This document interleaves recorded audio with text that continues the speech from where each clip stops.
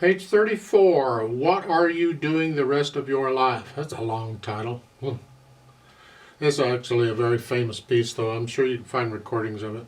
It has some great harmonies, and this arrangement's a very nice arrangement. I like this. Common time, or 4/4 time. No sharps or flats. We're theoretically in the key of what? C major or A minor? I think you'll find in most part of this we're actually in A minor. But with all these accidentals, we're actually changing key signatures, but they didn't do it by changing the key signature itself. They could have, they didn't. They're doing it by putting in the accidentals. And that has the sound of a different key signature. It's the accidentals that mess me up, because I read by key. I think A minor, okay, I can do this, A minor. They're all white keys, except you'll probably have G sharps in there. All right. But then when they add the accidentals, that throws me off, and I have to stop. Wait a minute, I got to read this now. At the beginning, 1 and 2, and it's a thumb. You're just starting out almost like a C major scale. Third finger on that because you want up here. I want to connect the top note. I need the fifth finger on that. So again, 1 and 2 and 3 and 4 and 1 and 2 and 3 and 4 and 1.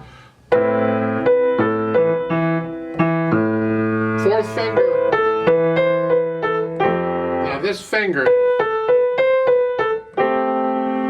How unpianistic can you get? Well, we kind of have to in this case because of the way it's written. However, we'll fix it later, and I'll show you how we'll fix it later. So we're going to leave this fingering the way it is on purpose. I'm not going to try and re-finger it. There isn't really another fingering if you play the arrangement as written. But we'll fix it. It's okay, so don't worry about that. But connect everything else the best you can. Hold these whole notes down, by the way.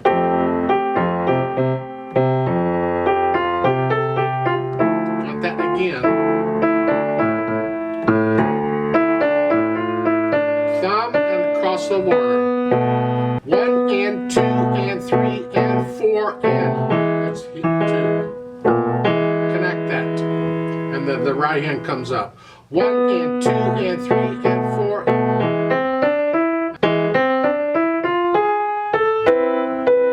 repeat that. Let's go down to the last line here. I know that sounds wonderful, but that's okay. 1 and 2 and 3 and 4 and 1. Lift up. Now the fun part. Hold the half notes down. And then slide off.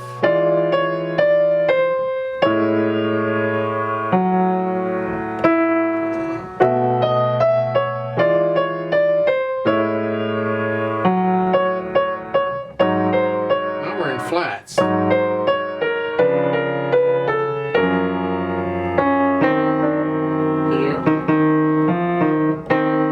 It's still a D flat. If you can, do it. So you can connect them. If you can't, do the best you can. You'd have to lift up. Okay. We've had to do that before. But if you can't, connect them. Depends on how big your hands are. And then go on. See, there's no flats yet here. Spoke too soon, didn't I? And that goes back over to the sign there. Let's go to the coda.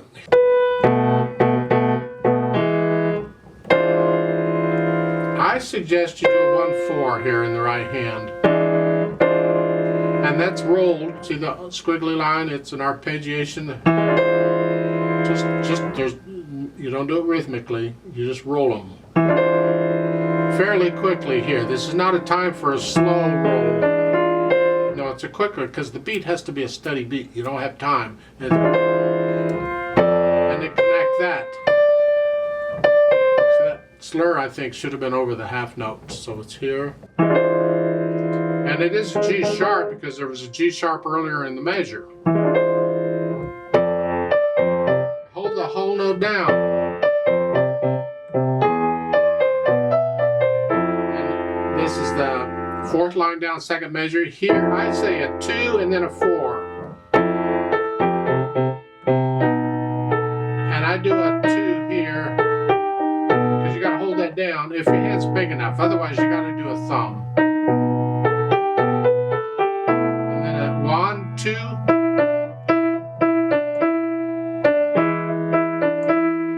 It's just a quick note. Some people play it before the beat. 1 and 2 and 3 and 4 and. So the C comes on the beat. I play it on the beat. 1 and 2. You can't really tell because there's nothing else going on. So,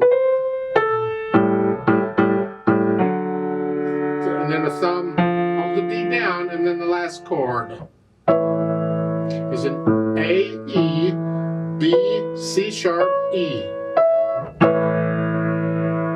Yeah. I went through that pretty quickly, but it's just in my opinion, by the time you reach this level, you should be able to read this music and get the rhythms yourself. If you can't, you really need to go back through and go through the books again carefully to make sure you understand and you're really getting everything correctly. Now, articulation-wise, the rest help because they're going to separate your phrases. But in the left hand, you got staccato. Short staccatos. Make sure you do those. And you say why? Because the pedal covered up? Well, stick around. First ending on page 34. So 1, 2, that's a staccato. 1, 2. Staccato. 1 and 2 and. So forth, and then the second ending there is staccato. Huh? So put in the staccatos, they're all over everywhere. Dynamic wise to the melody is soft. So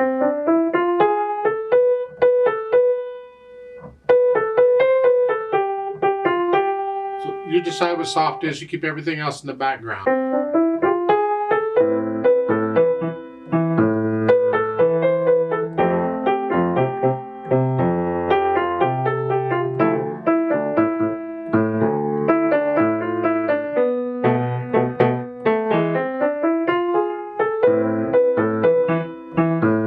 So put in the articulation. You don't have to go that fast. You take it at your speed, some speed, but try and get it to where these eighth notes are even. No hesitations anywhere. If you got to go slow, think eighth note. 1, 2.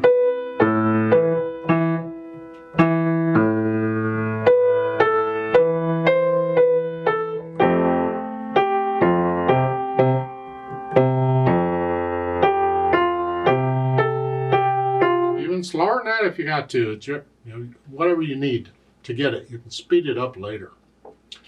Then we need some help here because we want overtones and we need to help connect notes we can't connect, so we're going to use the pedal. However, I don't care for their pedaling hardly at all. I'd like to make some adjustments. If I pedal it the way they're showing, this is what we get. Don't pedal first measure. They're changing every 2 beats.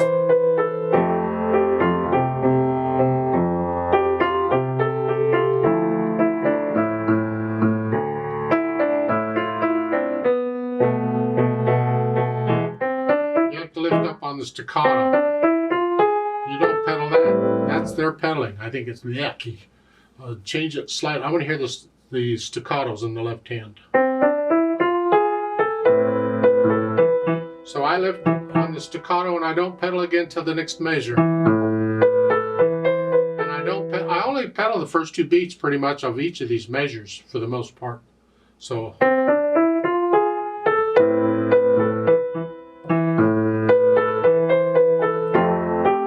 we need the pedal to help us connect this and here.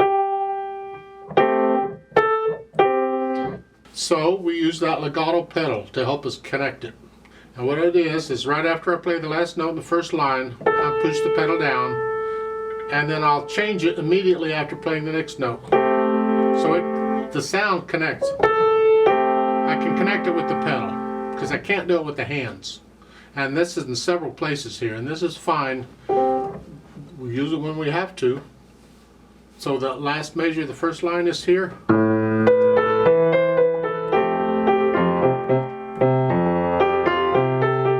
Again, to here, to here.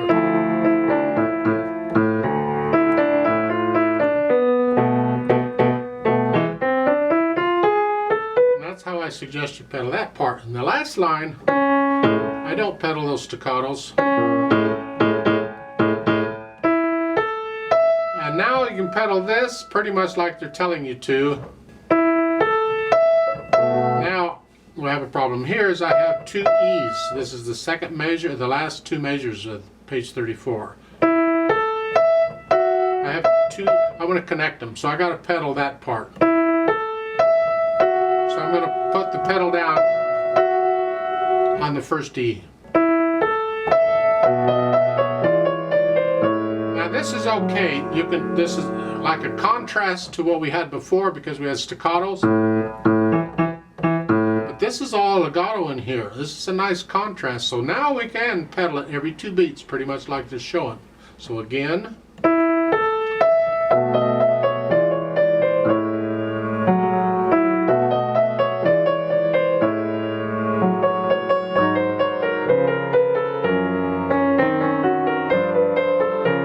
And you're thinking, well, is it blurry? Well, they go by so quick. We don't mind the blurriness so much, so that's okay. We can do that. Then on the third line down on page 35, lift it up. We want to hear like a phrase.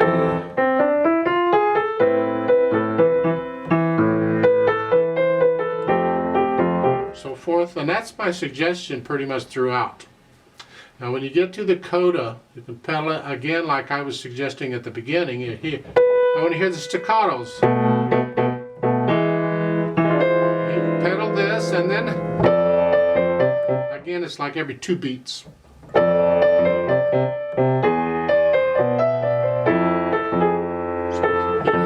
And then the last line, you're here. I don't pedal that measure.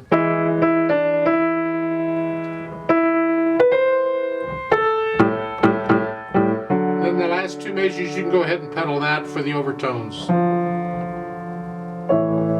Here. I don't pedal the first measure of that line because I don't want to smear it. Here.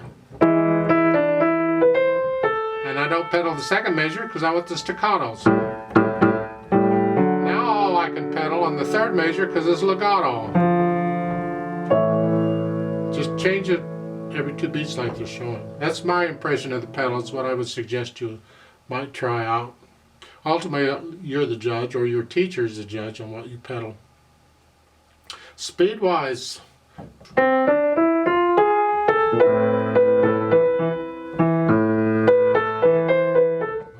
something it's leisurely, not too fast, tenderly. Don't forget to be tender about this, I guess. 1.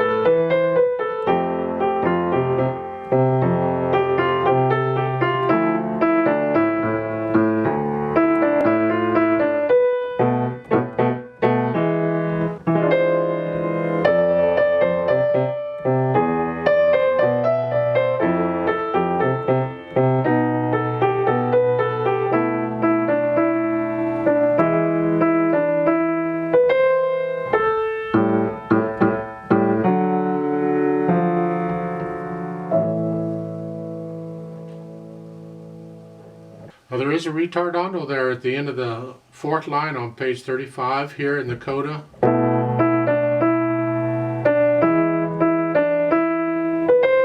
You can play that short note, not quite so short then. And then the odd tempo. And then another ritardando at the end. I suggest you get to know it well enough that you can feel it and you're not thinking about notes and fingering and all that stuff, and you're getting into the music, and then feel the retardandos and play them as you feel them. Just don't retardando too much, because then it just starts to drag and you lose the flow. You don't want to lose the flow.